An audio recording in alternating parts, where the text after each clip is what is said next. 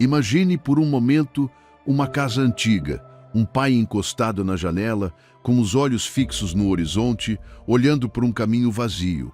Ele não espera nada em particular naquela tarde, mas olha assim mesmo, como tem olhado todas as tardes durante anos. Seus olhos não se cansam, e muito, muito ao longe, no horizonte, aparece uma figura caminhando. Talvez você não saiba, mas essa figura caminhando devagar por aquele caminho empoeirado é você. Há algo no seu coração que você carrega há muito tempo. Algo que não contou para ninguém. Uma coisa que você fez, ou que fizeram com você, ou que decidiu, ou que não conseguiu evitar. E desde então, sem que ninguém perceba, você vive com uma distância silenciosa, com a sensação de que algo entre Deus e você já não é como antes. Que talvez já tenha passado tempo demais, que talvez você já tenha gastado sua cota, que talvez já seja tarde para voltar. Mas há um versículo que diz algo diferente. Lucas 19:10. Porque o Filho do Homem veio buscar e salvar o que se havia perdido. Não diz, veio esperar aquele que viesse. Diz, veio buscar. Deus não é um Deus sentado no trono, esperando para ver quem bate à porta. É um Deus que sai para buscar quer. Nos próximos minutos, vou contar algo sobre a parábola do filho pródigo, que provavelmente nunca te explicaram. Algo sobre por que o pai teve que correr em direção àquele filho, e o que carregou ao fazer isso. E eu te garanto uma coisa, o que você vai descobrir hoje pode curar algo que você esconde há anos. Mas antes de começar, quero te pedir que faça algo simples, mas importante. É um ato de fé. Escreva nos comentários estas 4 palavras. Pai, hoje volto para casa. Só isso. 4 palavras. Você não precisa explicar nada, não precisa se justificar, não precisa ser perfeito. Essas 4 palavras são o primeiro passo do caminho de volta. E quando você as escrever, estará acompanhando centenas de pessoas que estão fazendo o mesmo nesta noite ao redor do mundo, em diferentes idiomas, em diferentes circunstâncias, mas com o mesmo coração. Faça isso agora, antes de continuar. Convido você a ficar comigo até o final. O que vem agora precisa do seu coração aberto, sem pressa, sem distrações. Se ainda não fez isso, inscreva-se no canal e ative o sininho, porque todos os dias Deus terá uma mensagem nova para você aqui. E agora sim, vamos começar. Número 1. A caça que você deixou para trás. Há uma distância que nem sempre se percebe por fora. Você pode continuar crendo em Deus, pode continuar dizendo amém, pode continuar ouvindo louvores de vez em quando, até pode entrar em uma igreja e sentar na última fileira, mas por dentro sentir que algo mudou, que você já não ora como antes, que já não lê a Bíblia com a mesma fome, que já não sente aquela proximidade simples que tinha quando começou a caminhar com Deus. E talvez seja isso o que mais dói. Não é que você tenha deixado de crer, é que acredita que você já não é mais o mesmo. Algo aconteceu no caminho. Uma queda, uma decepção, uma longa temporada de silêncio, uma oração que não foi respondida como você esperava, um pecado que teve vergonha de confessar, uma ferida que esfriou sua alma. E desde então, embora Deus continue sendo Deus, você já não se aproxima da mesma forma. Você fica na porta, olha de longe, canta, mas com o coração meio fechado. Escuta a palavra, mas uma voz dentro de você diz, isso era para mim antes, quando eu estava bem. Jesus contou uma história para pessoas como você. Uma história tão simples que parece familiar, mas tão profunda que pode quebrar anos de distância em um único instante. Em Lucas 15:11 lemos, um homem tinha 2 filhos. Só isso, uma frase curta, mas nessa frase, Jesus abriu uma janela para o coração de Deus. Não disse, um juiz tinha 2 acusados. Não disse, um rei tinha 2 empregados. Disse, um homem tinha 2 filhos. E desde a primeira frase, Jesus quis que você entendesse algo. Antes de falar de pecado, de perda, de orgulho, de retorno ou de restauração, a história começa com um pai. Porque quando você pensa em voltar para Deus, Talvez imagine primeiro uma lista de explicações, uma sala fria, um olhar severo, um interrogatório espiritual. Mas Jesus não começa aí. Jesus começa dizendo: um homem tinha 2 filhos, ou seja, esta não é primeiro uma história sobre o quão longe alguém caiu, é uma história sobre a quem essa pessoa pertence, mesmo quando foi para longe. E antes de perguntar qual dos 2 filhos você é hoje, precisamos reconhecer algo com humildade. Todos nós já fomos os 2. Todos nós já fomos o filho que foi embora, querendo viver longe da voz do Pai. Mas também todos nós já fomos o filho que permaneceu fisicamente perto, enquanto por dentro estava cheio de dureza, julgamento e frieza. Todos nós já fugimos alguma vez, e todos nós já olhamos com desprezo para quem fugiu de maneira diferente. Por isso esta história não é apenas para pecadores famosos, nem para pessoas que chegaram ao fundo do poço de forma visível. É para qualquer um que tenha um coração, para qualquer um que já tenha sentido vergonha, para qualquer um que tenha mudado por dentro e não saiba como voltar a ser quem era antes. Quero que você imagine uma casa no campo. Passaram-se 10 anos desde que o filho foi embora. A casa já não parece a mesma. Pintaram a sala, trocaram as cortinas, chegaram novos netos. Há risadas diferentes à mesa, cadeiras novas na sala de jantar, caminhos marcados por outros passos. Mas no fundo da casa existe um quarto que ninguém tocou. A cama continua arrumada com a mesma colcha. As roupas continuam penduradas no armário. Os sapatos continuam ao lado da porta, como se alguém fosse calçá-los amanhã. Todas as manhãs, a mãe entra devagar, abre a janela, tira o pó, ajeita o travesseiro e volta a fechar a porta. Ninguém alugou aquele quarto. Ninguém o transformou em depósito. Ninguém disse: ele não vai voltar, vamos usar este espaço para outra coisa. Aquele quarto ficou esperando. E essa é uma pequena imagem da casa do Pai. Você pensava que por ter se afastado, o seu lugar tinha sido ocupado. Pensava que Deus tinha entregado o seu quarto para alguém mais fiel, mais limpo, mais constante, mais digno. Mas não, o seu quarto continua ali. Não porque você mereça, mas porque o amor do Pai não administra a casa como nós administramos o afeto. Nós fechamos portas quando somos feridos. Deus deixa um quarto preparado para quando o filho se lembrar do caminho de volta. Isso é para você, irmã, irmão, que talvez há anos não entra em uma igreja. Ou entra, mas não fica. Ou fica, mas não sente nada. Isso é para você que continua crendo, mas com uma tristeza escondida, como se estivesse olhando de longe para a casa onde antes se sentia amado. Antes de continuar, respire fundo. Você não precisa arrumar toda a sua vida neste instante. Não precisa fabricar lágrimas, nem fingir uma emoção que não sente. Apenas permaneça aqui. Porque se Lucas 15:11 começa dizendo: um homem tinha 2 filhos, então a sua história também pode começar de novo com esta verdade. Ainda existe um pai. O seu quarto continua pronto, mas antes de falar sobre o filho que foi embora, deixe-me falar sobre aquele que ficou esperando por ele. Número 2. Quero que Vox esteja morto.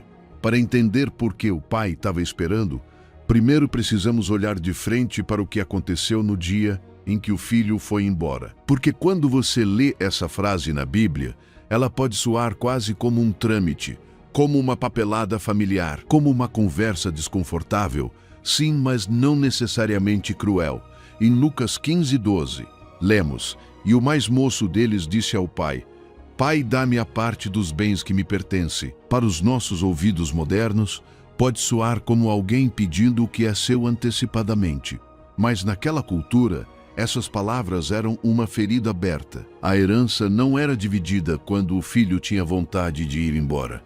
A herança era dividida quando o pai morria. Antes disso, pedi-la era impensável.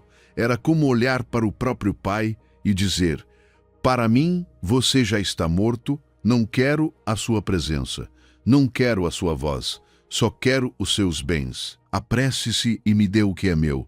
Que forte, não é? Porque o filho não pediu uma bênção, pediu uma separação. Não pediu direção, pediu independência. Não disse: Pai, ensina-me a viver. Disse: Pai, dá-me o que posso tirar de você e deixe-me ir para longe de você. E é aqui que a história começa a nos tocar mais do que gostaríamos de admitir, porque talvez a sua boca nunca tenha dito isso a Deus. Talvez você nunca tenha se ajoelhado para dizer: Pai, para mim o Senhor está morto. Ninguém em sã consciência gostaria de pronunciar algo assim. Mas às vezes as nossas decisões dizem a Deus coisas que a nossa boca jamais teria coragem de dizer. Quando vivemos como se Ele não existisse, quando pegamos a vida que Ele nos deu e a administramos sem perguntar nada a Ele. Quando usamos o corpo, o tempo, os talentos, a inteligência, as oportunidades como se tudo tivesse nascido de nós e terminado em nós. Quando buscamos Deus apenas para que Ele nos dê algo, mas não para caminhar com Ele. Cada uma dessas decisões, mesmo que você não ouça, grita ao céu algo parecido: Pai, dá-me o que é teu, mas não me peça para permanecer contigo. E dói dizer isso, mas muitas vezes não nos afastamos de Deus porque deixamos de receber dele. Nós nos afastamos justamente depois de receber, depois que Ele nos deu forças, depois que abriu portas, depois que nos sustentou em uma fase difícil, depois que nos abençoou. Pegamos abençoou nas mãos e usamos essa mesma bênção para caminhar para longe da casa. Deuteronômio 21:17 mostra que o primogênito recebia uma porção dupla da herança.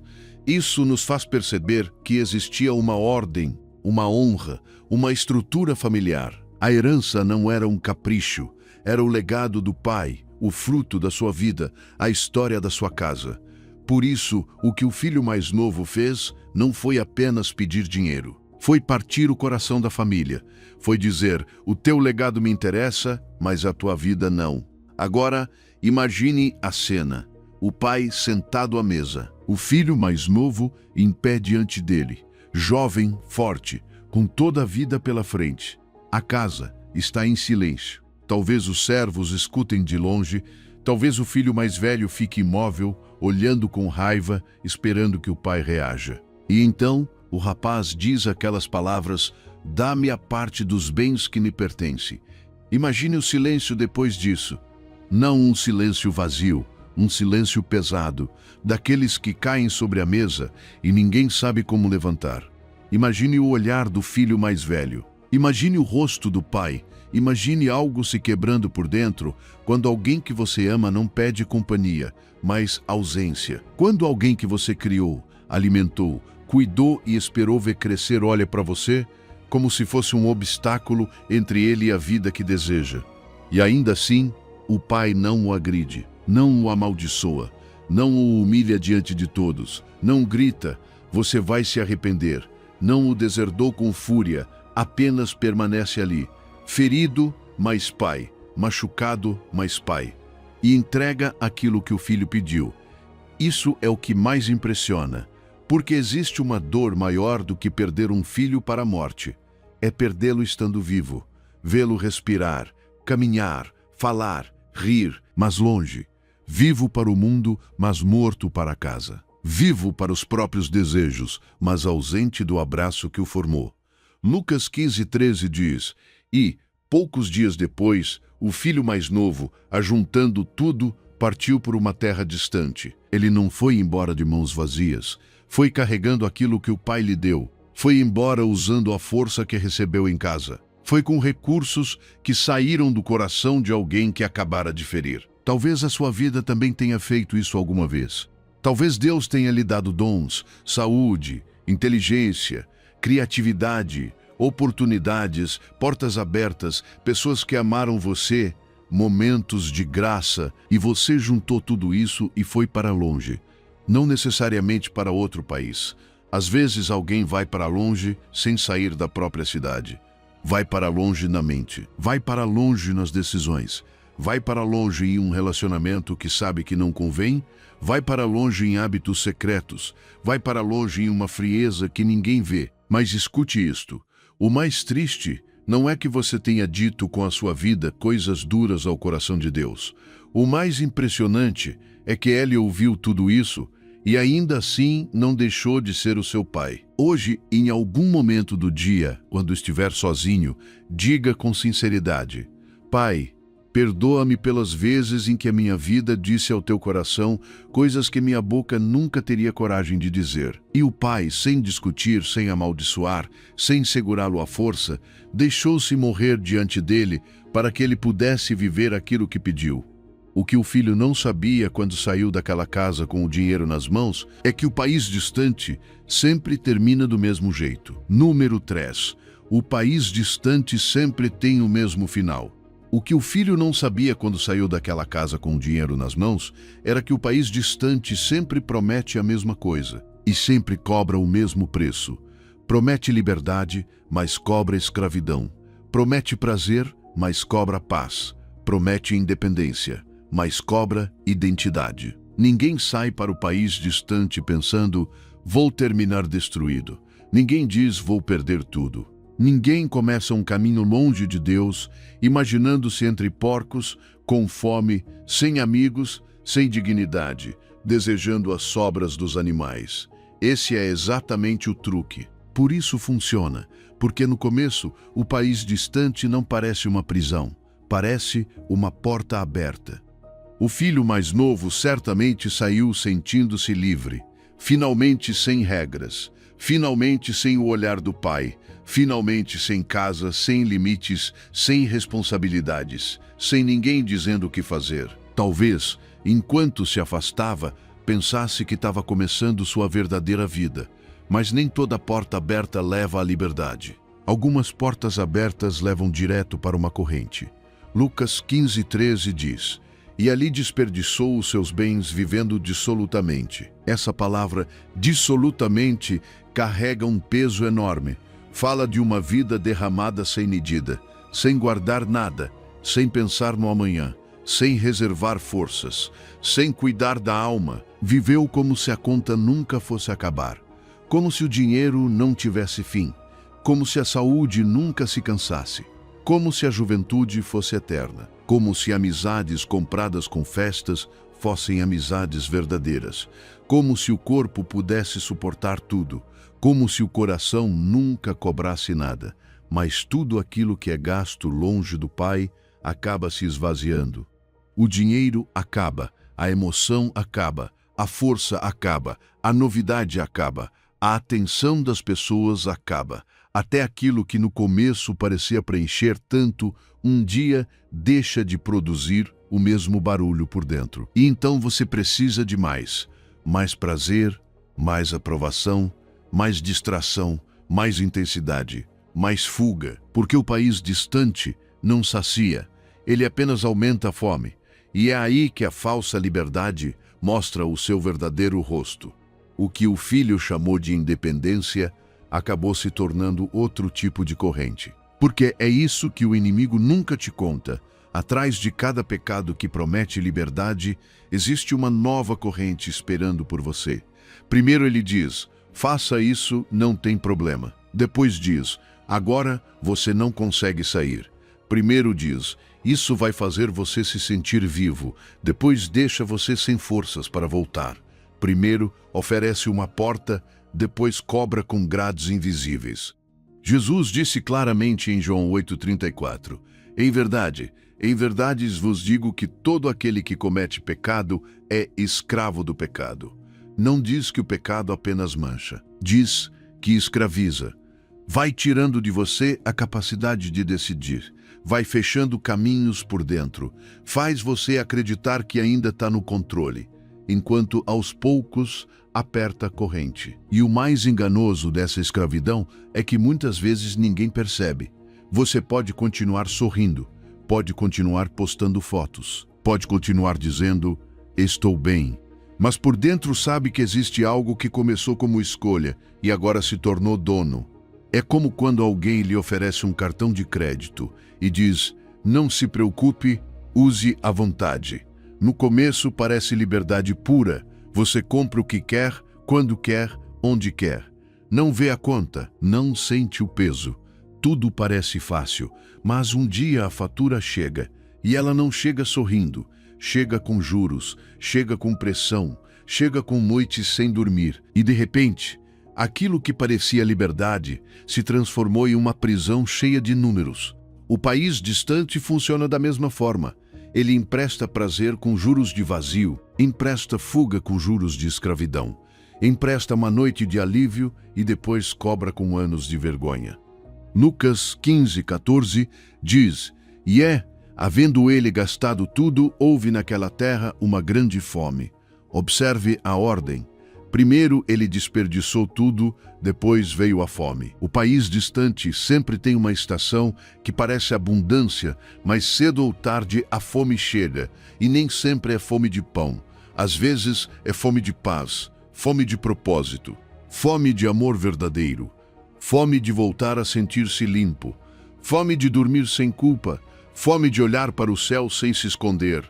Talvez o seu país distante tenha outro nome. Não é álcool, não é drogas, não é adultério. Talvez seja ressentimento, talvez seja ambição. Talvez seja um relacionamento que você sabe que não lhe faz bem, mas que diz exatamente as palavras que você precisava ouvir. Talvez seja a comparação, talvez seja o orgulho, talvez seja viver apenas para provar algo a alguém. Talvez seja essa frieza espiritual que ninguém vê por fora, mas que está apagando você por dentro. Cada pessoa tem o seu país distante, e todos terminam da mesma forma.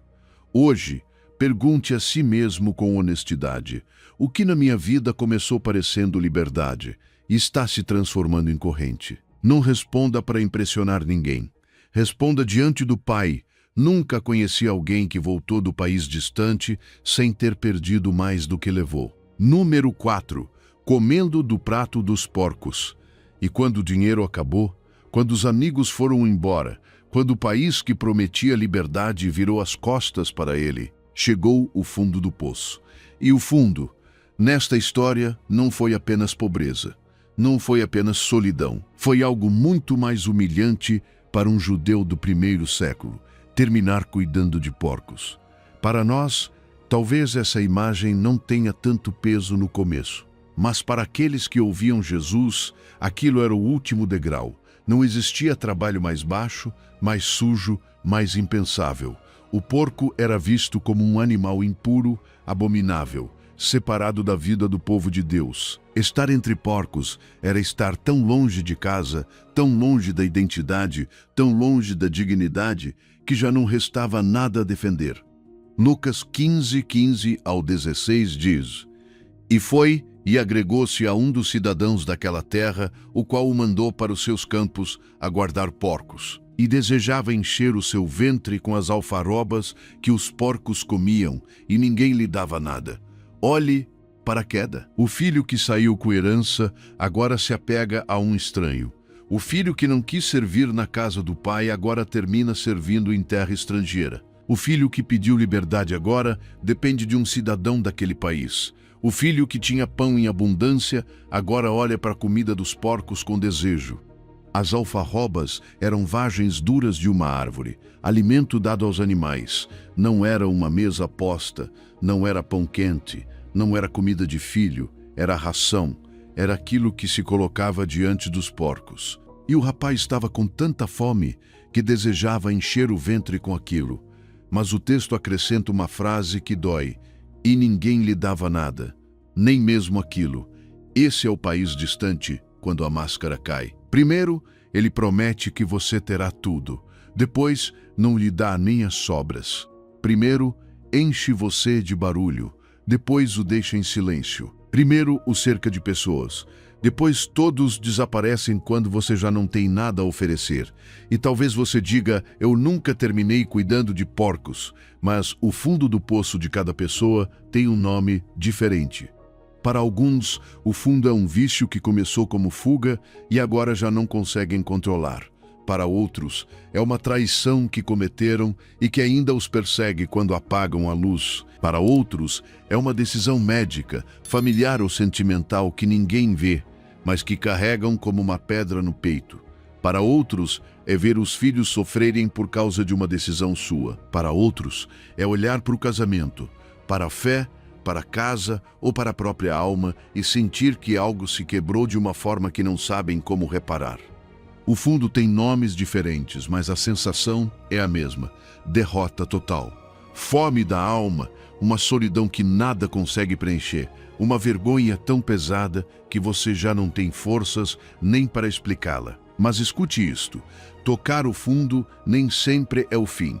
Às vezes é a misericórdia de Deus abaixando o volume de todo o resto, para que finalmente você consiga ouvir aquilo que a sua alma estava gritando. Salmo 34:18 diz: Perto está o Senhor dos que têm o coração quebrantado e salva os contritos de espírito. Deus não se afasta dos quebrados. Ele se aproxima.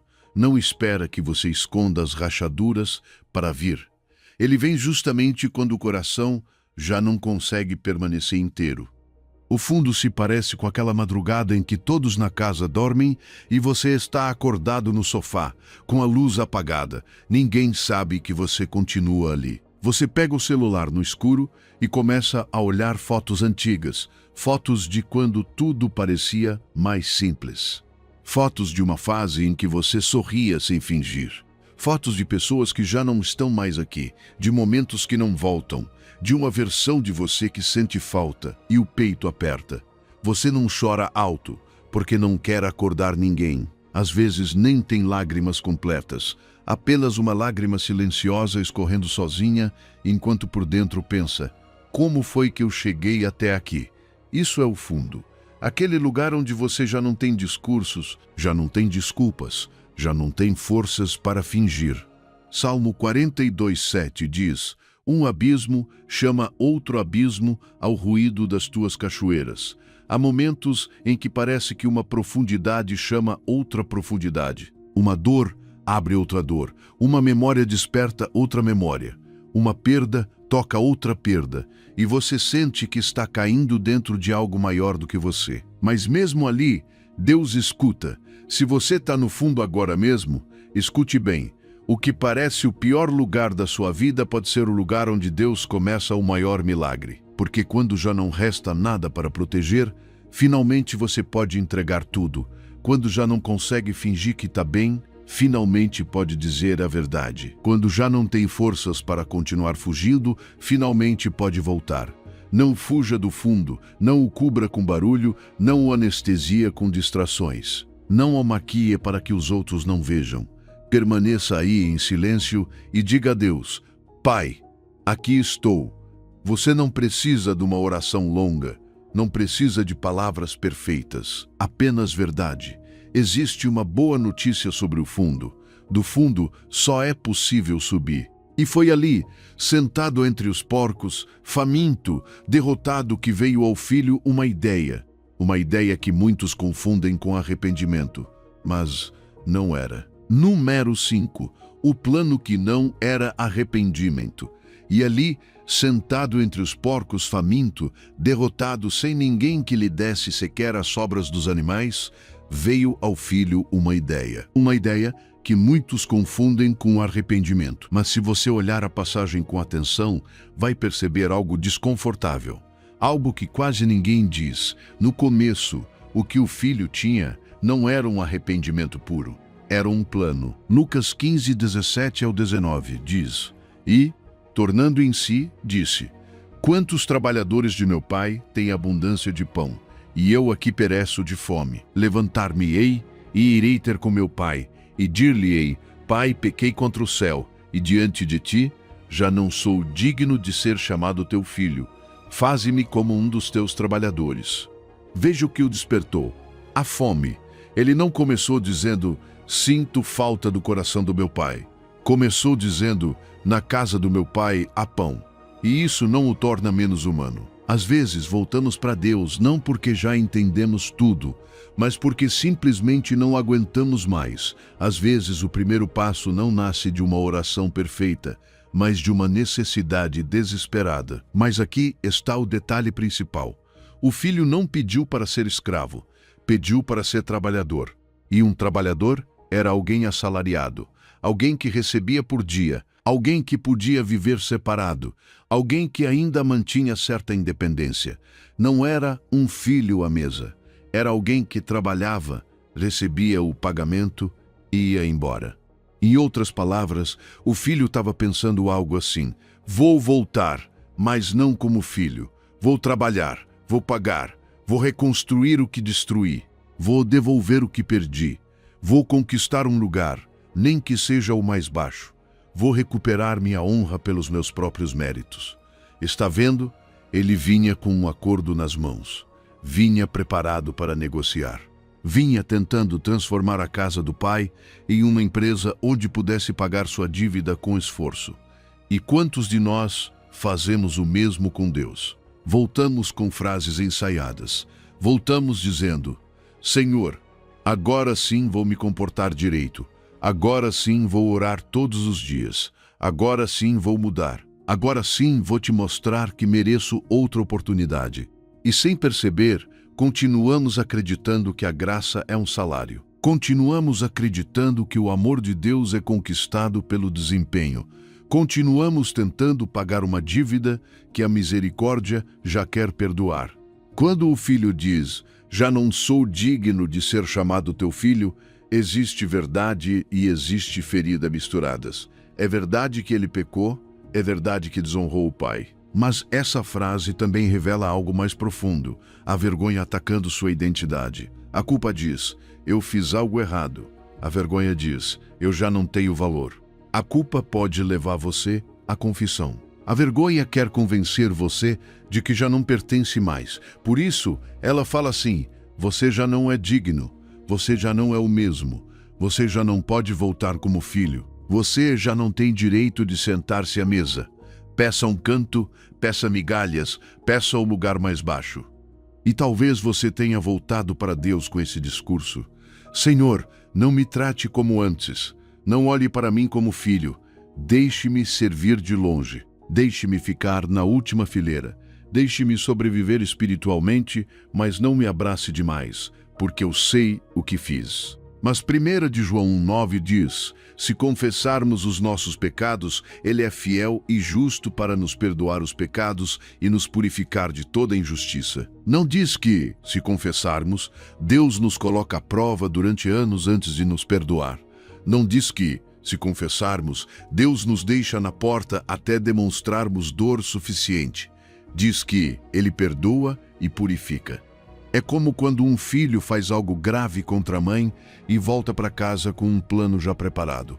Ele bate a porta com medo, tem as frases prontas: mãe, vou trabalhar em 2 empregos para pagar o que quebrei. Vou limpar a casa inteira. Vou me comportar bem por 6 meses. Vou fazer tudo o que a senhora pedir para conquistar o seu perdão. Mas antes que termine a primeira frase, a mãe abre a porta e o abraça. E enquanto o abraça, o discurso dele desmorona. As condições desaparecem, os argumentos caem no chão, porque o abraço diz aquilo que nenhuma negociação poderia dar: antes de você me pagar qualquer coisa, você é meu filho. Isso é o que o filho ainda não sabia. Romanos 5,8 diz: mas Deus prova o seu amor para conosco em que Cristo morreu por nós, sendo nós ainda pecadores. Se Cristo morreu por nós quando ainda éramos pecadores, então o amor de Deus não começou quando você melhorou.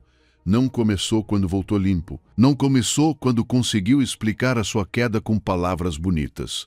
Começou quando você ainda estava longe. Então pergunte a si mesmo: você está voltando para Deus com um plano ou com um coração? Está tentando conquistar algo ou está disposto a recebê-lo gratuitamente? Quer negociar um lugar de trabalhador ou vai permitir que o pai o chame de filho outra vez? Solte o discurso ensaiado. Deus não precisa que você explique cada detalhe para decidir se ama você. Ele apenas precisa que você venha. O filho ia negociar, o pai ia presentear. Mas enquanto o filho ainda ensaiava o discurso no caminho, algo estava acontecendo na casa que ele não podia ver. E esse algo é a chave de toda esta história. Número 6. Enquanto ele ainda estava longe. Enquanto o filho repetia por dentro as palavras que pensava dizer, enquanto calculava como pedir um lugar mais baixo sem carregar vergonha demais, algo estava acontecendo na casa que ele não podia ver. E aqui vem, talvez, a frase mais importante de toda a parábola. Se você não entender esta linha, pode entender a queda, pode entender a fome, pode entender os porcos, pode entender o discurso, mas perderá o coração do Evangelho. Lucas 15:20 diz: E, levantando-se, foi para seu pai, e quando ainda estava longe, viu-o seu pai. Não diz que o filho chegou à porta e bateu, não diz que mandou uma mensagem avisando, não diz que alguém da aldeia correu para dizer ao pai: seu filho está vindo. Diz que quando ainda estava longe, o pai o viu. E a pergunta é inevitável: como o viu? Como um pai pode ver um filho vindo de uma terra distante? Como consegue distinguir entre sombras, poeira e distância a figura daquele que foi embora há tanto tempo?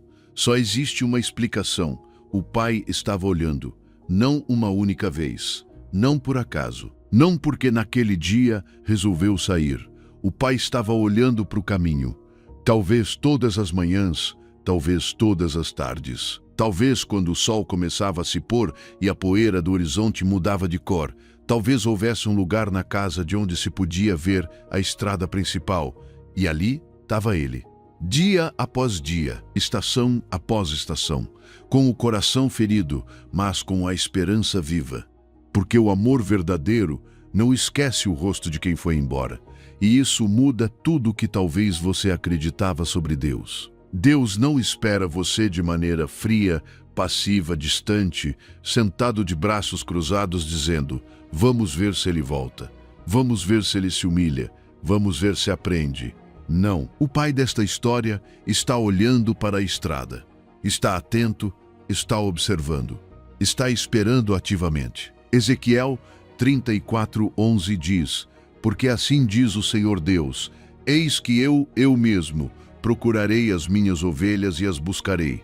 Não diz: mandarei outro. Não diz: esperarei até que encontrem o caminho perfeito. Diz: eu mesmo procurarei as minhas ovelhas. Esse é o coração de Deus. Ele não perde de vista aquilo que ama. Ele não se conforma com a sua distância como se você fosse um caso encerrado. Ele olha, busca, reconhece, espera. E Lamentações 3:22-23 diz: as misericórdias do Senhor são a causa de não sermos consumidos, porque as suas misericórdias não têm fim, renovam-se cada manhã. Grande é a tua fidelidade, novas a cada manhã. Isso significa que em cada dia em que você esteve longe, a misericórdia de Deus amanheceu antes da sua culpa. Em cada dia em que você não soube como voltar, a fidelidade dele se levantou novamente. Em cada dia em que você pensou: já passou tempo demais, Deus continuava olhando para a estrada. Se você já viu uma avó quando um neto viaja, entende um pouco esta imagem. Ela sai para a varanda e olha para a rua, volta para a cozinha, arruma alguma coisa, pergunta se ele já avisou. Depois sai outra vez, olha de novo. As horas passam, os dias passam. Talvez o neto tenha dito que chegaria na quinta-feira, mas ela começa a olhar desde quarta-feira. Não sabe exatamente a que horas o carro vai aparecer, mas continua olhando, porque amar também é olhar para o lugar de onde alguém pode voltar. Assim é o pai com você. Enquanto você pensava que ele não se lembrava mais, ele estava olhando. Enquanto você dizia: Deus já não olha para mim da mesma forma, ele continuava olhando para a estrada. Enquanto você se escondia por vergonha, ele não perdeu você de vista. Enquanto você caminhava por lugares que esvaziaram a sua alma, ele ainda sabia como era a sua silhueta vista de longe. Salmo 103:13 diz: como um pai se compadece de seus filhos, assim o Senhor se compadece dos que o temem.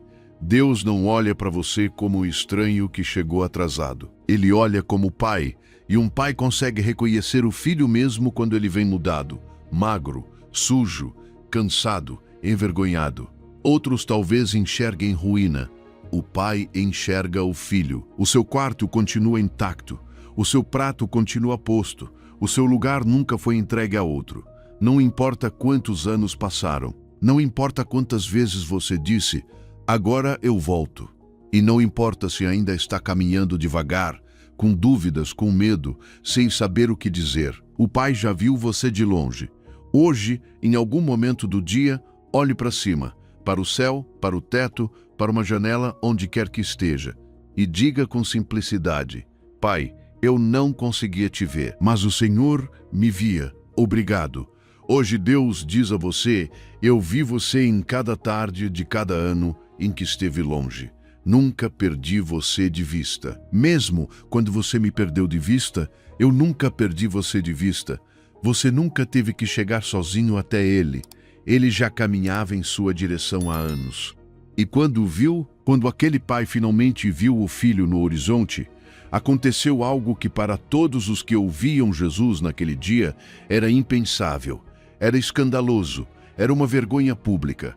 Mas aquele pai fez mesmo assim. Número 7. O pai que quebrou todas as regras. Lucas 15:20 diz: E, movido de íntima compaixão, correu, lançou-se ao seu pescoço e o beijou. Não leia essa frase rapidamente, porque ali está uma das cenas mais belas de toda a Bíblia. O pai não ficou esperando sentado, não mandou um servo, não disse: que ele venha até aqui e depois veremos. Não pediu explicações de longe. Ele o viu, foi movido de compaixão e correu. Mas para entender o peso desse momento, você precisa entrar por um instante naquela cultura. No Oriente Médio do primeiro século, um homem digno, um patriarca, um chefe de família, um dono de terras, jamais corria em público. Homens respeitados caminhavam com firmeza, com postura, com autoridade. Correr era coisa de crianças, de escravos, de gente desesperada ou de alguém fugindo de perigo. Um pai honrado não corria pela aldeia. E pior ainda, para correr usando uma túnica longa, precisava levantá-la com as mãos, erguer o tecido até os joelhos e expor as pernas diante de todos. Para nós isso talvez não pareça tão grave, mas para eles era humilhação pública, era perder a compostura, era quebrar o protocolo, era deixar que toda a aldeia visse algo que um homem digno não deveria mostrar. E ainda assim aquele pai correu. Por quê? Porque Lucas diz que ele foi movido de íntima compaixão. Essa compaixão não era uma emoção fria, era algo que nascia das profundezas do seu ser. Como quando algo dói tão profundamente que você não sente apenas na mente, mas no peito, no estômago, nas entranhas. Aquele pai viu o filho destruído, magro, sujo, envergonhado, caminhando com medo, e não conseguiu ficar parado. O amor o empurrou para correr. E aqui está a beleza. O pai não correu apenas porque queria abraçá-lo. Correu porque sabia o que poderia acontecer se o filho chegasse primeiro à aldeia. Sabia que as pessoas o veriam. Sabia que apontariam para ele. Sabia que todos se lembravam do que ele havia feito. Sabia que existia vergonha esperando na porta, comentários escondidos atrás das janelas, olhares duros, julgamento acumulado. Então, o pai se adiantou, humilhou-se antes que humilhassem o filho. Expôs a própria dignidade antes que expusessem a vergonha do rapaz. Carregou publicamente a afronta que pertencia ao filho. Correu para chegar antes do julgamento. Correu para que a primeira coisa que o filho encontrasse não fosse uma pedra, nem um olhar, nem uma acusação, mas um abraço. Isso é exatamente o que Cristo fez por você. Hebreus 12:2 diz: olhando para Jesus, autor e consumador da fé, o qual, pelo gozo que lhe estava proposto, suportou a cruz, desprezando a vergonha. Jesus não sofreu apenas dor física, sofreu vergonha pública, foi despido, exposto, zombado, rejeitado. Carregou a vergonha, carregou a humilhação, carregou aquilo que era nosso para que nós não precisássemos carregá-lo diante do Pai. Isaías 53:3 diz: era desprezado e o mais rejeitado entre os homens. Esse é Jesus, tomando o lugar do filho envergonhado. Esse é Jesus entrando em nossa aldeia antes de nós. Esse é Jesus absorvendo a zombaria, o julgamento, a acusação e a vergonha, para que quando você voltasse para casa, não encontrasse condenação, mas graça. Imagine um senhor muito respeitado do bairro, o diretor da escola, o líder da igreja, o médico que todo mundo conhece, sempre bem vestido, sempre sério, sempre correto. Um dia, sua filha, que desapareceu anos antes depois de partir o coração da família, aparece no fim da rua. Vem despenteada, suja, com um bebê nos braços, a roupa gasta, o olhar abaixado. Os vizinhos começam a olhar pelas janelas. E antes que alguém diga alguma coisa, o pai se levanta da varanda e sai correndo. Não se importa que todos o vejam perder a compostura. Não se importa que comentem no mercado. Você viu? Correu como um louco.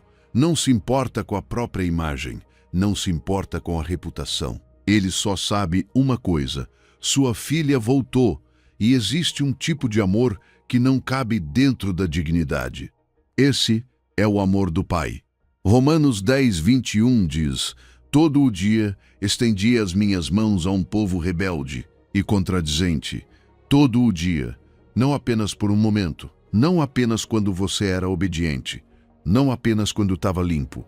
Todo o dia, com as mãos estendidas para gente rebelde, para gente contraditória, para filhos que disseram com a própria vida: não preciso de ti, e ainda assim foram recebidos com braços abertos. Por isso, toda vez que sentir vergonha de algo do seu passado, lembre-se disto: já houve alguém que carregou essa vergonha por você. Você não precisa carregá-la novamente. Não precisa caminhar de cabeça baixa a vida inteira, como se a sua história ainda estivesse esperando sentença. A cruz já falou, o pai já correu, o abraço já começou antes mesmo de você terminar o seu discurso. O pai quebrou a própria honra em público para que a sua honra não fosse quebrada em segredo. Mas o pai não correu apenas por amor. Correu por algo mais. Correu porque sabia que, se o filho chegasse primeiro à aldeia, havia uma cerimônia esperando por ele, uma cerimônia que o pai precisava interceptar a qualquer custo. Número 8. A cerimônia que nunca aconteceu. Existe um detalhe daquela cultura que muitos não conhecem. Quando um jovem saía de sua terra, pegava a herança da família, a desperdiçava entre estrangeiros e depois voltava sem nada, a comunidade podia recebê-lo com uma cerimônia de rejeição. Era como dizer diante de todos: você rompeu conosco e agora nós rompemos com você. Os anciãos se reuniam na entrada da aldeia, pegavam um vaso de barro e o quebravam no chão. Diante do rapaz, o som daquele vaso se partindo era mais do que barulho, era um símbolo. Era como se a comunidade dissesse: assim como este vaso não pode mais ser restaurado, você também já não pode voltar a pertencer. E então declaravam que aquele jovem estava cortado do seu povo, sem nome, sem honra, sem lugar. Agora pense nisso. O filho vinha caminhando de longe, magro, sujo, com cheiro de porco, com fome, com vergonha, com um discurso ensaiado na boca. Vinha pensando em como pedir trabalho. Vinha acreditando que já não podia ser filho. Mas não sabia que, se entrasse sozinho na aldeia, a vergonha poderia alcançá-lo antes da misericórdia. Por isso, o pai correu. Correu para chegar primeiro. Correu para abraçá-lo primeiro. Correu para cobri-lo primeiro, correu para que a primeira voz que o filho ouvisse não fosse a voz do julgamento, mas a voz do amor.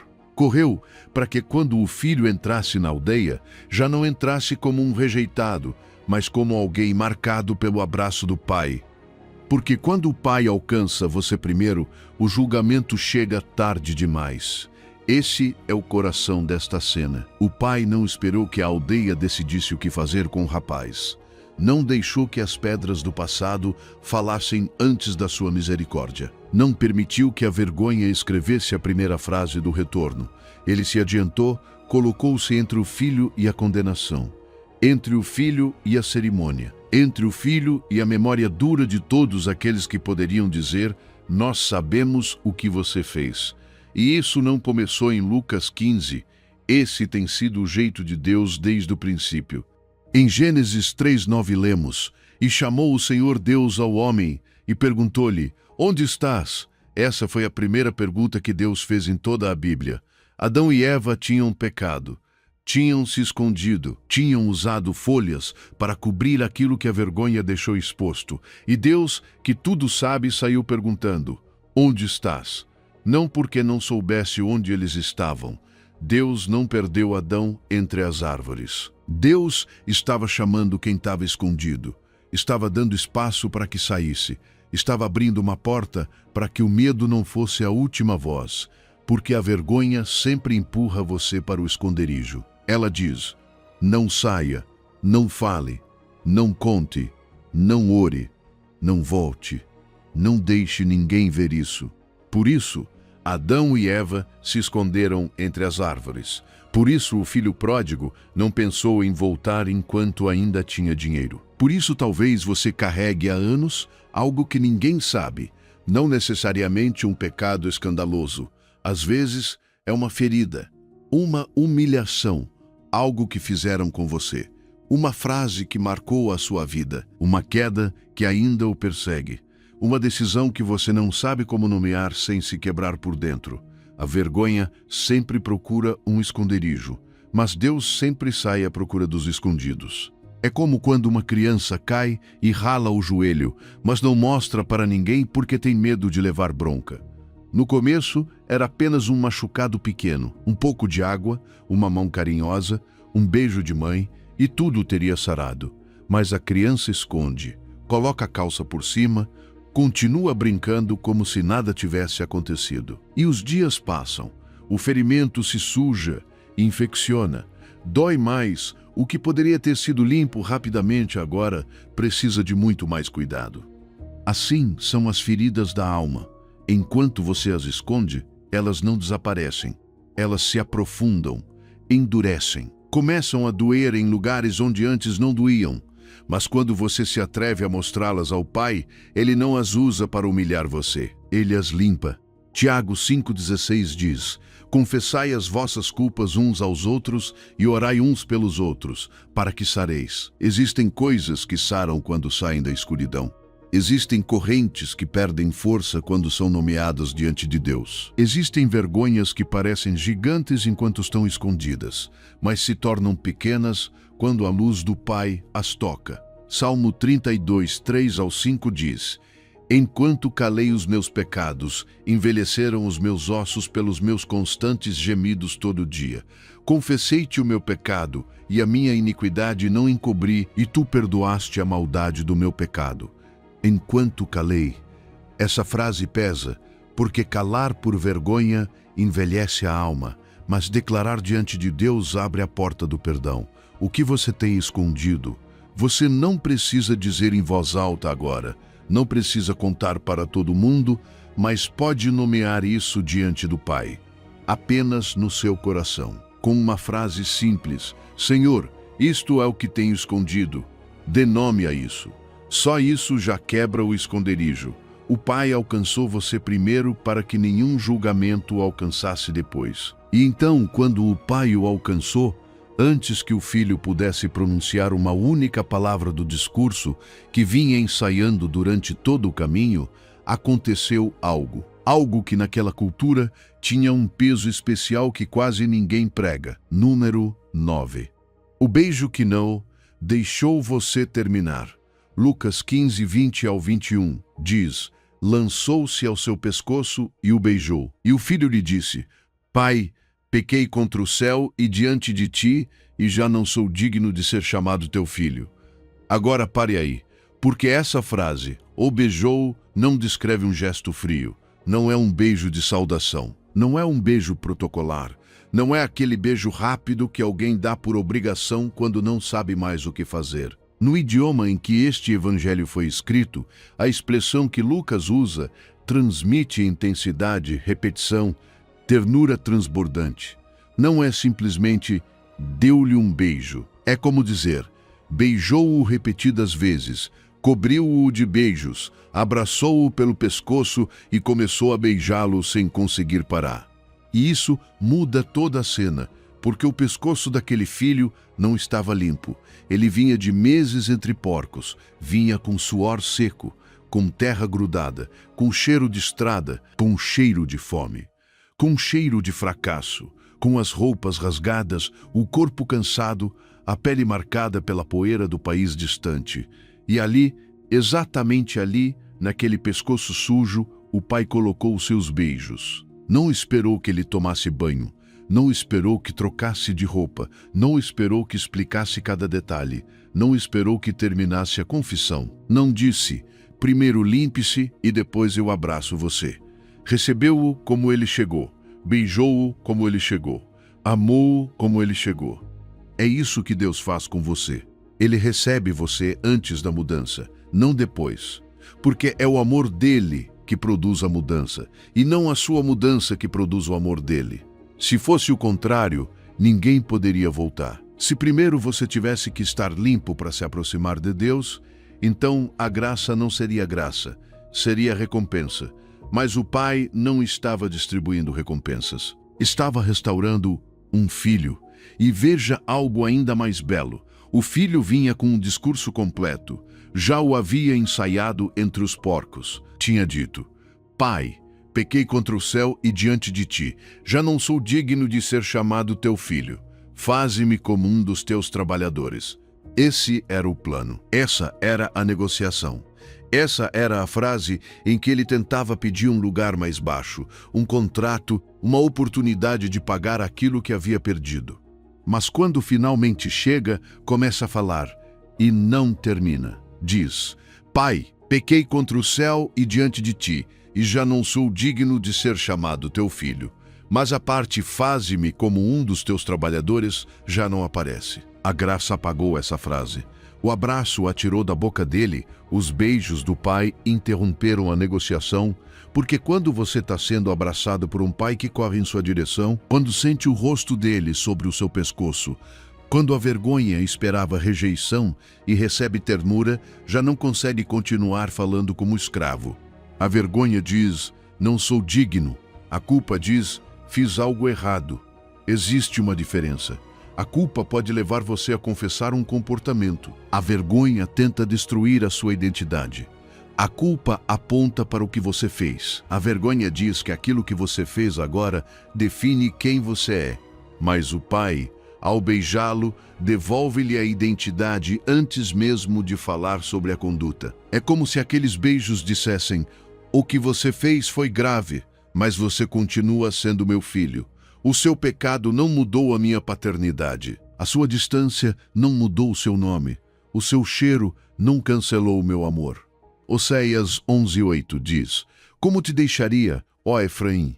Como te entregaria, ó Israel? O meu coração está comovido dentro de mim. As minhas compaixões se acendem. Essa é a voz de Deus revelando o seu próprio coração. Não é um pai frio calculando castigos. É um pai profundamente comovido. Um pai cuja compaixão arde por dentro. Um pai que não consegue olhar para o filho perdido sem mover-se em sua direção. Imagine o pescoço do filho, meses de vergonha acumulada, meses de fome, meses sem se sentir digno de olhar alguém nos olhos. E justamente ali, onde ele se sentia mais indigno, o pai o beija. Não beija uma versão melhorada. Não beija o filho depois do banho. Não beija o filho depois de 3 meses de bom comportamento. Beija o filho exatamente como ele voltou. Romanos 5:8 diz: mas Deus prova o seu amor para conosco em que Cristo morreu por nós, sendo nós ainda pecadores. Se Cristo morreu por nós quando ainda éramos pecadores, então Deus não esperou a sua limpeza para amar você. Amou você no meio da sua sujeira, buscou você no meio da sua distância, correu em sua direção antes que pudesse se consertar. Se você tem esperado ficar limpo primeiro para voltar para Deus, escute bem, você nunca estará limpo o suficiente pelas próprias forças. É por isso que ele corre, é por isso que ele abraça, é por isso que ele beija o pescoço sujo. Hoje, não espere estar melhor para se aproximar. Aproxime-se exatamente como está, sujo, derrotado, cansado, sem um discurso perfeito. Ele faz o resto. Ele não recebeu você porque você chegou, correu porque viu você. Essa é a diferença entre conquistar e receber. E depois do abraço, depois dos beijos, antes mesmo que a família entendesse o que estava acontecendo, o pai deu uma ordem aos servos. uma ordem com 4 presentes, cada um deles com um significado que vai curar algo dentro de você. Número 10, a túnica que era do pai. Lucas 15:22 diz: Mas o pai disse aos seus servos: Trazei depressa a melhor roupa, e vistam-no, ponham um anel em sua mão e sandálias nos pés. Observe a primeira ordem: trazei a melhor roupa. Não uma túnica qualquer. Não uma túnica qualquer. Não um pano limpo para esconder a vergonha. O pai pediu a melhor roupa, a túnica principal. Aquela que todos na casa sabiam qual era. A túnica reservada para grandes momentos, para celebrações importantes, para honrar alguém diante de todos. E aqui está a beleza. O filho havia chegado pedido para ser trabalhador. Tinha vindo com a ideia de trabalhar, receber pagamento, quitar sua dívida, viver separado, recuperar pouco a pouco sua honra com esforço. Vinha preparado para uma vida de empregado, mas o pai não lhe deu roupa de trabalhador, não colocou nele uniforme de servo, não disse, comece de baixo e veremos se algum dia volta a ser filho. Colocou nele a melhor túnica, e muito provavelmente aquela túnica era a túnica do pai, a principal, a cerimonial, a que representava a autoridade, a honra e a dignidade da casa. Em outras palavras, o pai cobriu o filho com aquilo que era seu, aquilo que o filho não podia recuperar sozinho, o pai colocou sobre ele. Isso é muito importante, porque a restauração de Deus não começa onde você pensa. Você imagina que Deus primeiro conserta o seu comportamento e depois devolve sua identidade. Mas nesta cena acontece o contrário. Primeiro, ele o cobre. Primeiro, devolve o nome. Primeiro, o torna visível como filho. Primeiro, muda aquilo que os outros veem nele. E, a partir dessa nova identidade, então começa uma nova vida. Porque um filho que sabe que é amado consegue começar a caminhar de forma diferente. Mas um filho que acredita que foi rejeitado apenas aprende a se esconder melhor. Imagine a cena.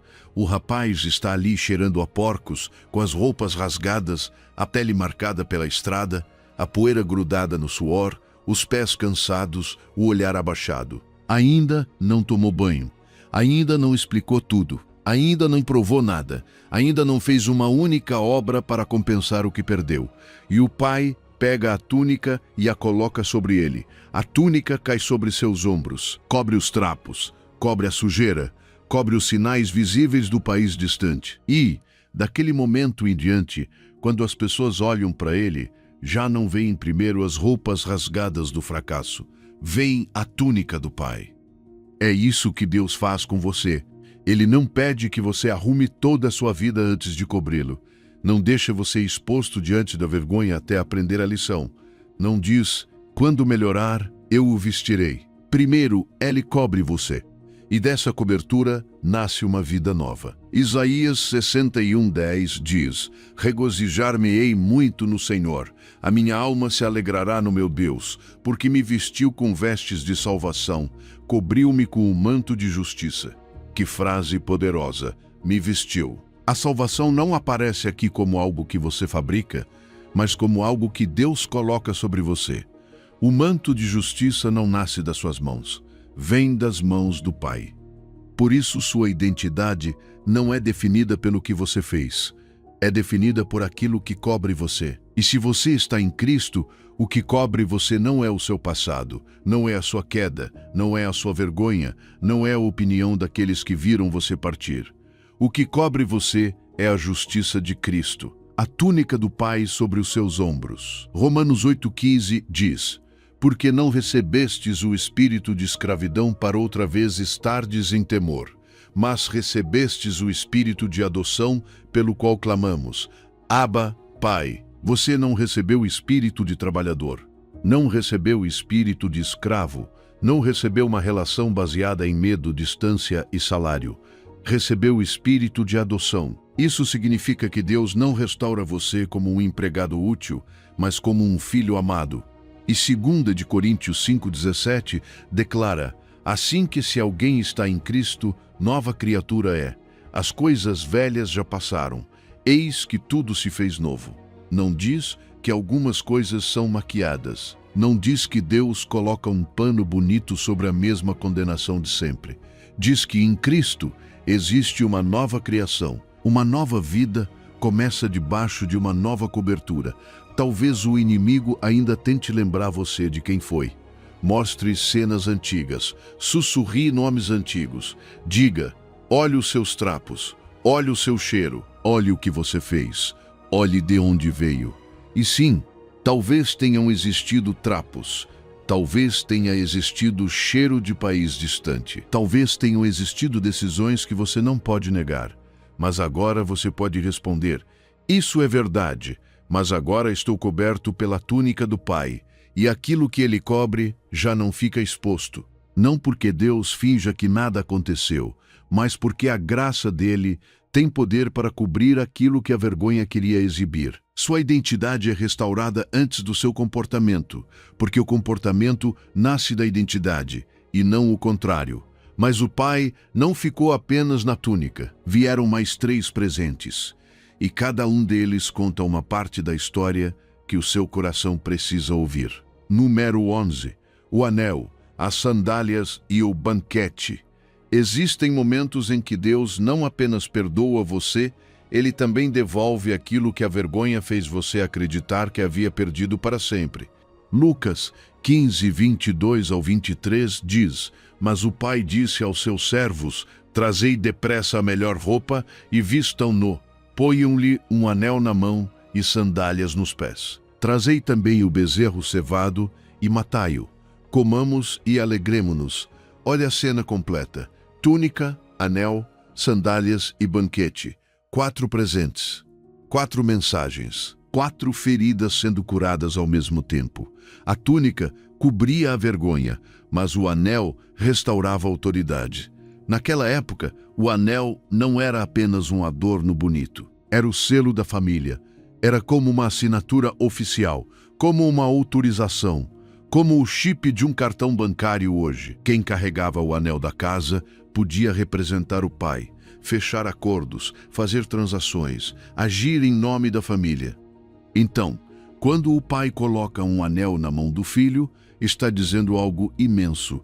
Recupere o seu lugar, recupere a sua autoridade, recupere o direito de carregar o meu nome. Você não volta como alguém apenas tolerado em um canto, volta como filho reconhecido. Pense nisso. O filho havia desperdiçado os bens do pai longe do pai. E mesmo assim, o pai coloca novamente um símbolo de confiança em sua mão. Onde nós colocaríamos condições, Deus coloca a restauração. Onde nós diríamos, primeiro prove que posso confiar em você. O pai diz, devolvo a você a identidade para que possa caminhar de maneira diferente. Depois vem as sandálias, e isso também carrega um peso profundo. Naquela cultura, os escravos muitas vezes andavam descalços. Os filhos livres usavam sandálias. O filho vinha preparado para pedir um lugar de trabalhador. Alguém assalariado, alguém que trabalha, recebe e vai embora. Mas o pai não lhe dá ferramentas de empregado. Dá-lhe sandálias de filho. É como se dissesse, você não vai caminhar por esta casa como escravo. Não vai pisar no meu chão sentindo que precisa pagar por cada passo.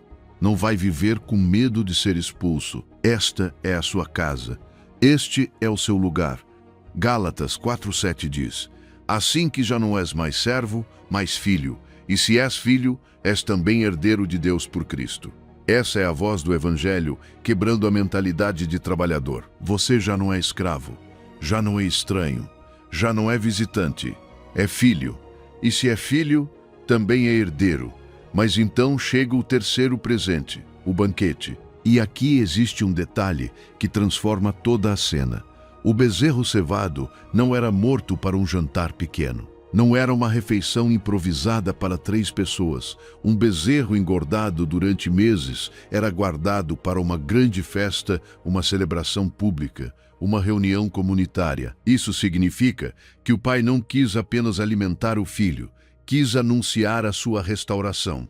A mesma aldeia que poderia tê-lo rejeitado, as mesmas pessoas que poderiam olhá-lo com desprezo, a mesma comunidade que poderia dizer, Esse rapaz desonrou o pai e já não pertence mais. Agora precisava sentar-se à mesa e celebrar que o pai o havia recebido. Isso é poderoso. Quando Deus restaura, nem sempre o faz em segredo.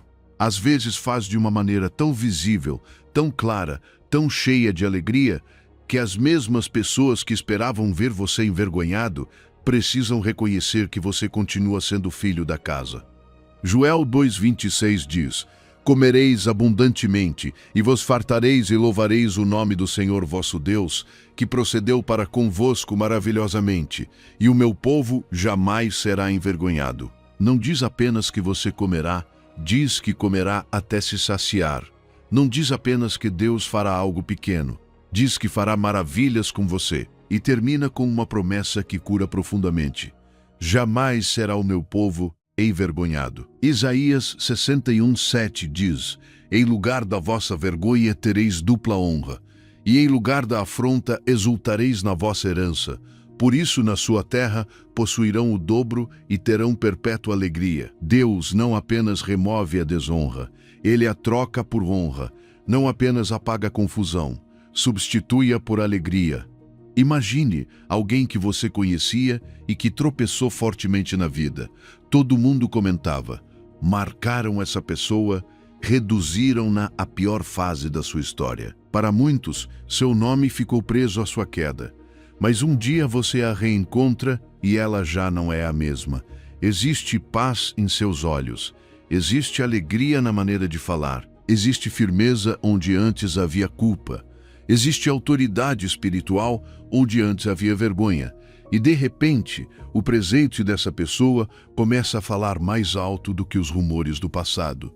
Isso é o banquete. Apocalipse 3:12 diz: Ao que vencer, eu o farei coluna no templo do meu Deus, e escreverei sobre ele o nome do meu Deus. Deus escreve o seu nome sobre aqueles que restaura. E quando ele coloca o seu nome sobre alguém, nenhum rótulo humano tem a palavra final. Talvez em algum momento alguém tenha marcado você, sua família, sua igreja, seu bairro, um relacionamento, sua própria memória. Mas chega um dia em que o banquete do Pai fala mais alto do que qualquer sentença do mundo. Pare de defender a sua reputação com palavras. Deixe o Pai defendê-la com a sua nova vida.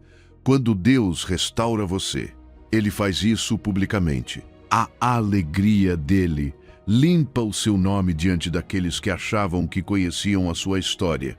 Mas existe alguém ouvindo esta mensagem que talvez nunca tenha tido um pai como esse. Alguém que, ao ouvir a palavra pai, sente o coração apertar.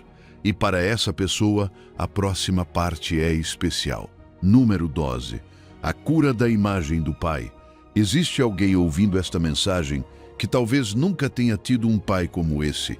Alguém que escuta a palavra pai e não sente descanso, não sente ternura, não sente segurança, sente uma ferida antiga se abrindo por dentro.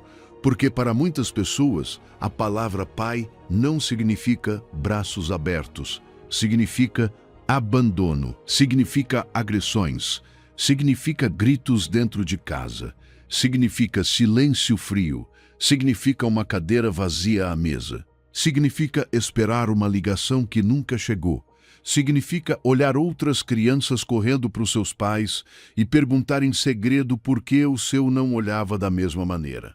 Esta parte é para você, porque quando alguém diz, o pai ama você, talvez o seu coração não saiba o que fazer com essa frase. Uma parte de você quer acreditar, mas outra parte se protege, porque aprendeu que um pai pode prometer e não cumprir, que um pai pode estar fisicamente perto e emocionalmente distante, que um pai pode dar pão, mas não abraço, que um pai pode viver debaixo do mesmo teto, mas deixar você crescer como se estivesse sozinho. E sem perceber, muitos de nós formamos nossa imagem de Deus com os pedaços do pai que tivemos. Se o seu pai foi ausente, talvez imagine Deus distante. Se o seu pai foi duro, talvez imagine Deus sempre zangado. Se o seu pai corrigia sem ternura, Talvez acredite que Deus só se aproxima para apontar os seus erros. Se o seu pai nunca olhou para você com orgulho, talvez pense que Deus também não olha para você com alegria. Mas escute isto com todo o seu coração. O Pai do céu não é uma cópia do seu pai da terra.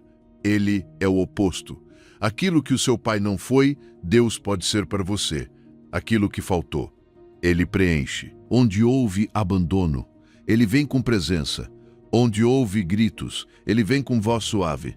Onde houve rejeição, Ele vem com braços abertos. Onde houve silêncio, Ele vem com uma palavra que restaura o seu nome. Isaías 49:15 ao 16 diz: Pode uma mulher esquecer-se tanto do filho que cria, que não se compadeça dele, do filho do seu ventre? Mas ainda que esta se esquecesse, eu, todavia, não me esquecerei de ti.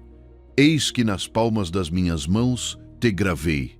Olhe essa imagem. Deus não está dizendo apenas, eu me lembro de você. Está dizendo, você está gravado nas minhas mãos, não escrito em uma folha que pode se perder, não anotado em uma lista que pode ser apagada, gravado, como uma marca permanente, como se, ao olhar para as próprias mãos, a primeira coisa que ele encontrasse fosse o seu nome. Talvez alguém tenha esquecido você. Talvez alguém não esteve presente. Talvez alguém não soube amar você. Talvez alguém deveria ter protegido você e não protegeu. Mas Deus diz, eu nunca me esquecerei de você. E Sofonias 3:17 diz, o Senhor teu Deus está no meio de ti, poderoso para salvar-te. Ele se deleitará em ti com alegria, renovar-te-á no seu amor, regozijar-se-á em ti com cânticos. Deus canta sobre você. Pense nisso. O Deus poderoso não apenas salva, também se alegra, também silencia em amor, também canta, como uma mãe que canta uma canção de ninar quando a criança não consegue dormir. Como uma voz suave em um quarto escuro dizendo, eu já estou aqui, descanse. Você não precisa ter medo. Se você nunca teve alguém que cantasse para você, se nunca ouviu uma voz carinhosa dizendo que tudo ficaria bem, o Pai do céu sabe chegar exatamente nesse lugar. Imagine uma menina pequena que todas as noites dormia sem história, sem beijo na testa, sem uma mão ajeitando o cobertor, sem uma voz dizendo, durma tranquila, meu amor. Essa menina cresce, torna-se adulta, aprende a trabalhar, a sorrir, a resolver tudo, a não precisar de mais de ninguém. Mas por dentro continua esperando uma voz e um dia, quando começa a ouvir o Pai do céu, fica paralisada. Porque, pela primeira vez na vida, alguém fala com ela da maneira como deveriam ter falado desde o começo.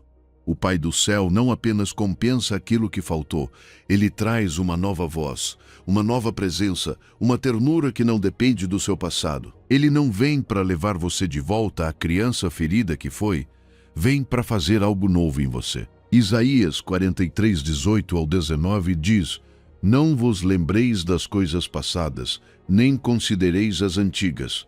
Eis que faço uma coisa nova, agora sairá à luz. Você não está voltando para ficar preso ao que aconteceu. Está voltando para que Deus faça algo novo, onde antes existia apenas dor. E Salmo 27:10 diz, porque quando meu pai e minha mãe me desampararem, o Senhor me recolherá. Que palavra delicada! Me recolherá, como alguém que levanta outra pessoa do chão, como alguém que vê uma criança abandonada e não passa adiante, como alguém que diz, venha, eu mesmo levarei você para casa. Isto é para você, irmã, para você, irmão, para você que nunca ouviu. Eu amo você, filha. Para você que nunca recebeu um abraço do Pai, para você que aprendeu a não esperar nada para não sofrer. O Pai do céu é especialista em curar exatamente essa ferida e faz isso devagar, sem pressa, sem pressão, sem exigir que você confie de uma vez só. Esta noite, antes de dormir, diga em voz alta, Pai do céu, eu preciso da tua voz onde a voz do meu pai faltou. Canta para mim esta noite. O Pai do céu não se parece com a pior lembrança que você tem do seu pai.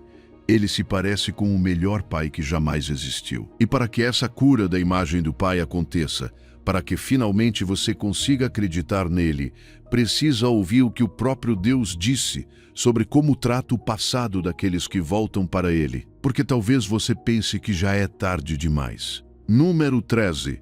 Quando você acha que já é tarde, para que essa cura da imagem do Pai possa entrar mais fundo, você precisa ouvir algo diretamente da palavra de Deus. Porque talvez exista um pensamento que caminha com você há anos. Uma frase escura que aparece quando você tenta orar, quando lembra do seu passado, quando pensa em recomeçar. Já é tarde, já se passaram muitos anos, já perdeu oportunidades demais, já gastou sua cota de perdão, já fez promessas demais, já falhou vezes demais, já não pode voltar como antes. Mas escute bem, isso é mentira, mentira do começo ao fim. E eu não quero te responder com frases bonitas, quero te responder com as próprias palavras de Deus. Joel 2:25 ao 26 diz: E vos restituirei os anos que foram consumidos pelo gafanhoto migrador, pelo destruidor e pelo cortador. E comereis abundantemente, e vos fartareis, e louvareis o nome do Senhor vosso Deus, que procedeu para convosco maravilhosamente, e o meu povo jamais será envergonhado. Deus não diz, vou te ajudar a esquecer os anos perdidos. Ele diz, vos restituirei os anos. Restituir é devolver, restaurar, pegar aquilo que parecia desperdiçado e colocá-lo novamente dentro do propósito dele. Deus pode fazer uma temporada de obediência pesar mais do que 10 anos de confusão. Pode fazer um coração rendido produzir fruto onde você só via ruínas. Salmo 103:12 diz, quanto está longe o Oriente do Ocidente, assim afasta de nós as nossas transgressões. Se você andasse para o Oriente sem parar, nunca encontraria o Ocidente. Eles nunca se cruzariam. Essa é a distância que Deus colocou entre você e aquilo que Ele já perdoou. Ele não deixou perto para te lembrar depois. Não guardou numa pasta escondida. Ele afastou. Miqueias 7:18 ao 19 diz, quem, ó Deus, é semelhante a ti, que perdoas a iniquidade e te esqueces da transgressão do remanescente da tua herança? Tornará a ter compaixão de nós, lançará todos os nossos pecados nas profundezas do mar. Deus não coloca seus pecados na beira da praia para as ondas devolverem. Ele os lança nas profundezas do mar, onde nenhuma voz acusadora tem direito de procurá-los, onde o inimigo não tem permissão para pescar aquilo que Deus já afundou. Isaías 1:18 diz, ainda que os vossos pecados sejam como a escarlata, eles se tornarão brancos como a neve. Ainda que sejam vermelhos como o carmesim, se tornarão como a branca lã. Deus não apenas cobre a mancha, Ele a transforma, o que era vermelho como culpa, Ele torna branco como perdão. O que parecia impossível de limpar, Ele transforma por dentro e por fora. Hebreus 8:12 diz, porque serei misericordioso para com as suas iniquidades, e dos seus pecados e das suas iniquidades não me lembrarei mais. Nunca mais me lembrarei. Deus, que sabe todas as coisas, escolhe não usar contra você aquilo que você já entregou a Ele. A memória dele não está cheia dos seus erros. O tratamento dele com você está cheio de misericórdia. E Isaías 54:4 diz, não temas, porque não serás envergonhada, e não te envergonhes, porque não sofrerás humilhação. Antes, te esquecerás da vergonha da tua mocidade. Existem vergonhas que parecem grudadas na pele, mas Deus promete um dia em que essa vergonha já não terá a última palavra sobre você. Sua memória arquiva tudo com data, lugar e detalhe. Lembra do quarto, da frase, do rosto, da queda. Mas o Pai trata de outra maneira aquilo que você entrega a Ele. Ele pode saber tudo e, ainda assim, escolher não usar isso contra você. Ele pode ver toda a sua história e, ainda assim, te chamar de filho. Imagine uma chave guardada durante anos numa gaveta. Sua mãe te deu quando você era jovem e disse, esta é a chave da casa. Mas você foi embora. Passaram 10 anos. Passaram 20, você mudou de cidade, de vida, de rosto, e um dia volta. Tira aquela chave velha, treme, pensa, com certeza trocaram a fechadura.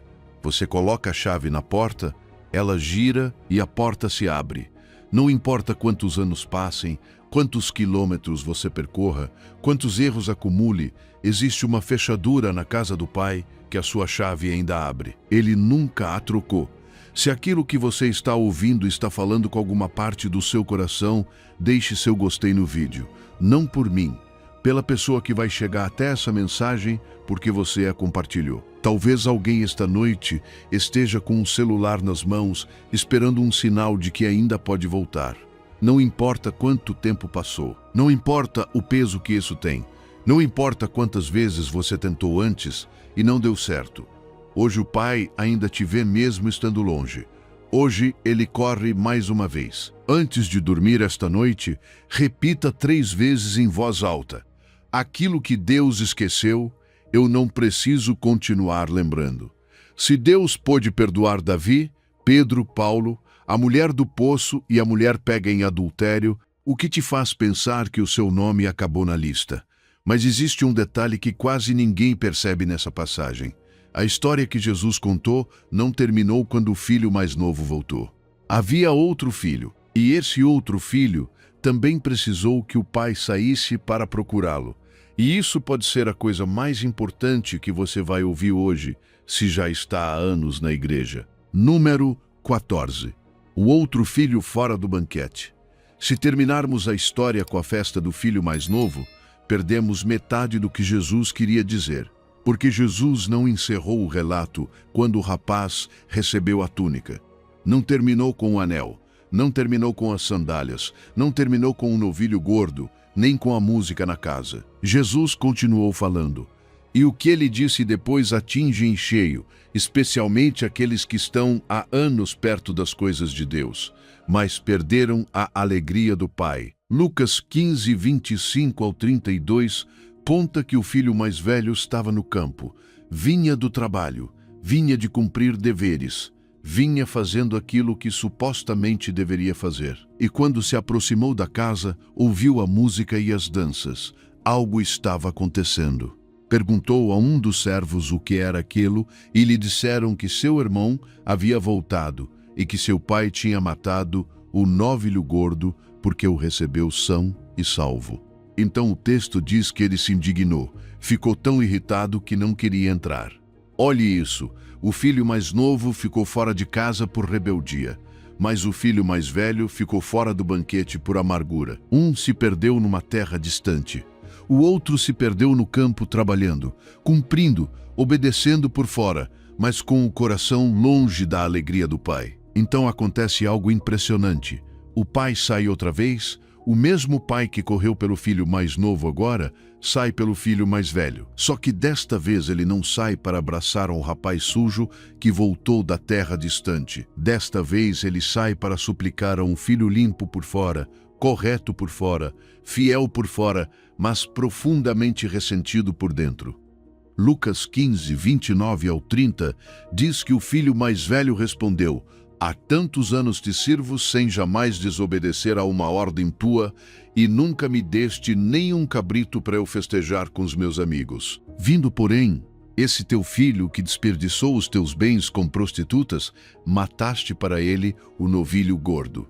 Repare nas palavras dele. Ele diz: há tantos anos te sirvo. Não diz: há tantos anos vivo contigo. Não diz: há tantos anos sou teu filho. Ele diz: te sirvo. A linguagem dele revela a ferida. Estava em casa, mas pensava como empregado. Tinha o pai perto, mas se sentia longe do amor. Obedecia, mas não desfrutava. Cumpria, mas não celebrava. E depois diz algo ainda mais duro: esse teu filho. Não diz meu irmão. Diz esse teu filho. Nega a relação. Reduz o irmão ao pecado dele. Defende-o pela pior fase da vida. Está amargurado, está calculando, está contando anos de serviço, está fiscalizando o pai, como se a graça de Deus precisasse primeiro passar pela aprovação dele. Talvez você conheça essa voz, talvez você seja a irmã mais velha da casa, o irmão mais velho. Está há 30 anos na igreja, nunca faltou a um culto, dá o dízimo, serve, canta, cuida dos enfermos. Ajuda os outros. Disse não a coisas que outras pessoas fizeram. Carregou responsabilidades que ninguém aplaudiu. E de repente chega outro, aquele que foi embora, aquele que caiu, aquele que fez tudo o que você nunca se permitiu fazer, e fazem festa para ele. E por dentro, algo aperta. Você não quer sentir isso, sabe que é errado, mas está ali, e eu, e todos os meus anos, e minha fidelidade. Por que Deus abençoa essa pessoa assim, depois de tudo que ela fez? Essa amargura é a voz do filho mais velho, e o pai também sai para buscá-la. Não porque a amargura esteja certa, mas porque você também é filho. Não porque mereça mais do que aquele que voltou, mas porque o pai te ama tanto quanto ama quem retornou. Mateus 20, 14 ao 15 diz: toma o que é teu e vai-te. Eu, porém, quero dar a este último tanto quanto a ti. Ou não me é lícito fazer o que quero do que é meu? Ou são maus os teus olhos porque eu sou bom?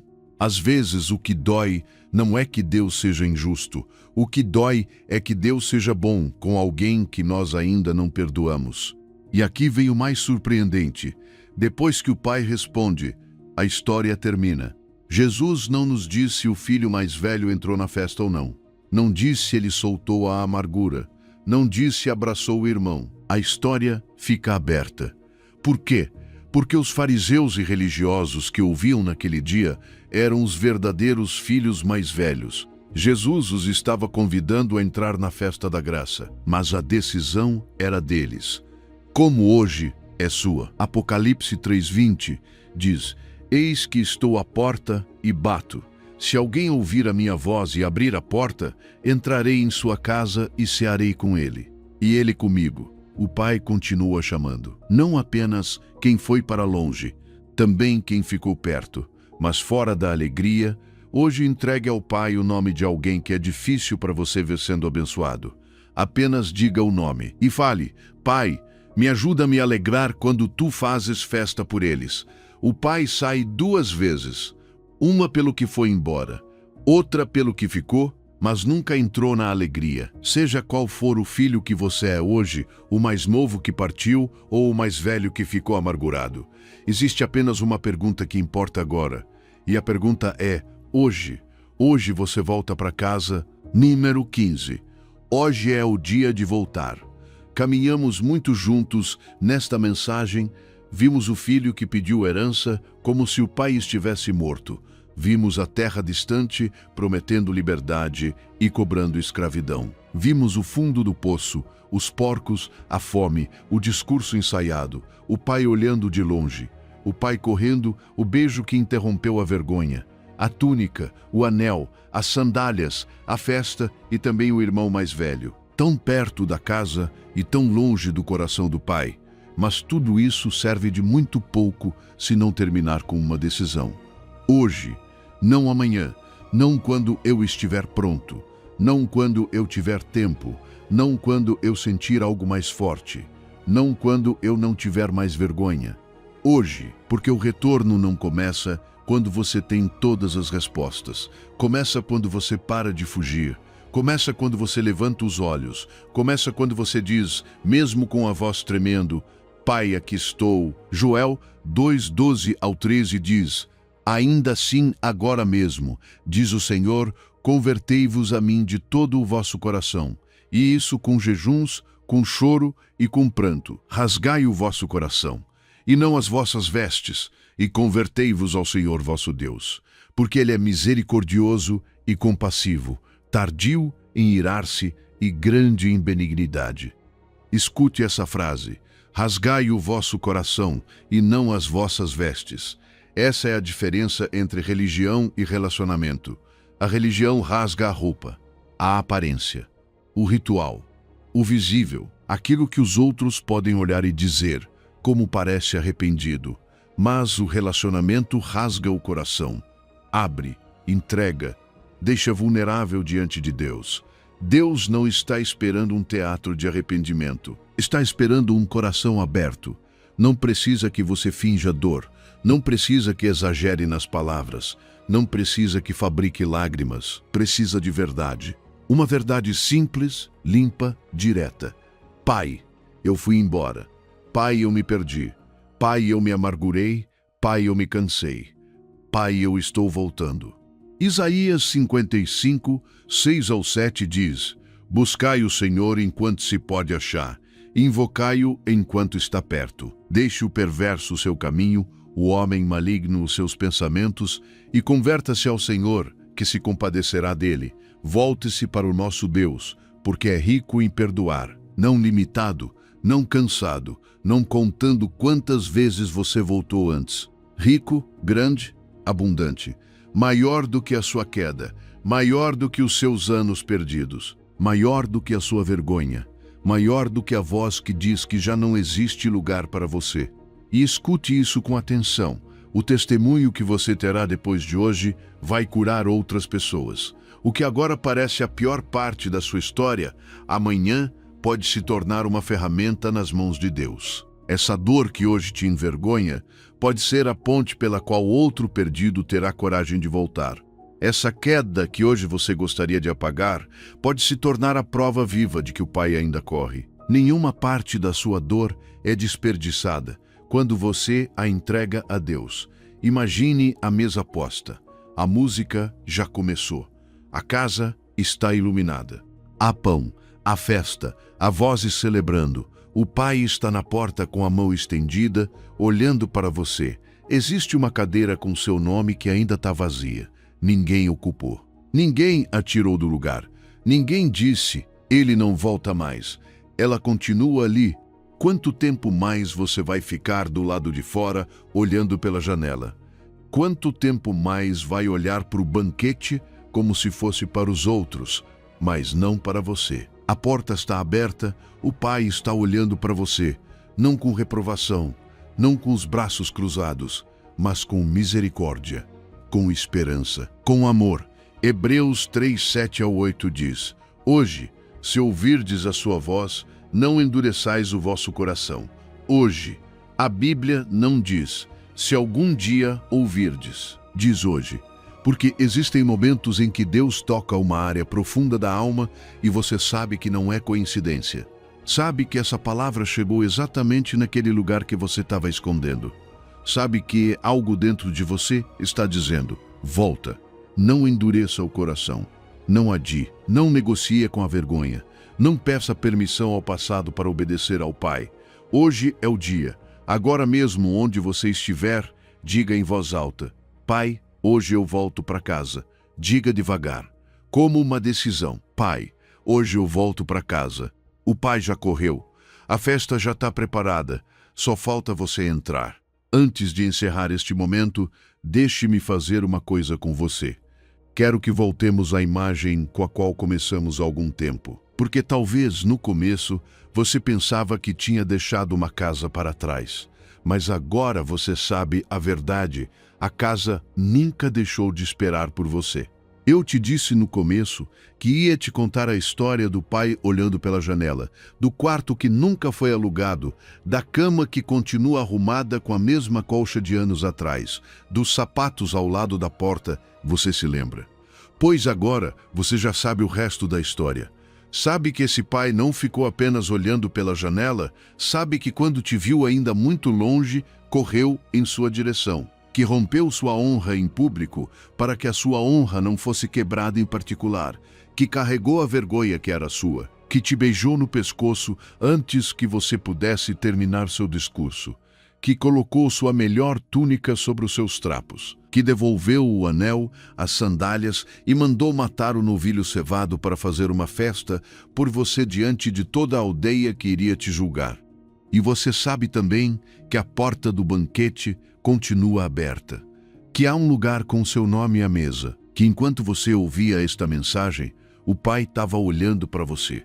Agora, antes de encerrarmos este momento, quero que faça algo comigo. Esta noite, antes de dormir, quero que pense em uma coisa. Apenas uma. Algo que você vem escondendo. Não precisa ser a maior de todas. Apenas algo que ainda pesa dentro de você. Dê um nome a isso em voz baixa diante de Deus. Você não precisa explicar. Não precisa justificar. Apenas nomeie e diga estas palavras. Pai, eu te entrego isso. Cobre isso com tua túnica. Só isso. E deixe aí. Essa é a sua parte nesta noite. O Pai cuida do resto. E agora, onde quer que você esteja assistindo a este vídeo, quero que repita comigo, em voz alta, para que os seus próprios ouvidos escutem a sua própria voz declarando isso. Eu sou filho amado do Pai. O meu passado não define a minha identidade. Hoje eu entro no banquete que o Pai preparou para mim. Agora repita comigo devagar. Pai do céu, obrigado por correr em minha direção quando eu não conseguia caminhar até ti. Hoje entrego o que eu carregava. Recebe este filho, esta filha, exatamente como chega, e veste-me com tua melhor túnica. Em nome poderoso de Jesus. Amém. Se esta mensagem tocou o seu coração hoje, se você sentiu que algo foi curado, se alguma lágrima caiu, se finalmente conseguiu dar nome a algo que vinha escondendo, quero te pedir mais uma coisa. Compartilhe este vídeo com alguém. Talvez seja sua mãe, talvez seja aquela irmã da igreja que você sabe que está passando por algo, mas não consegue contar. Envie para ela. Não diga nada, apenas envie. Deus sabe a quem isso precisa alcançar nesta noite, e às vezes Deus usa o seu dedo dando um clique como a forma dele, correr até alguém. Deus te ama. O Pai já correu por você. E amanhã, seja como for que você amanheça, sua misericórdia será nova mais uma vez. Até a próxima, que Deus te abençoe grandemente.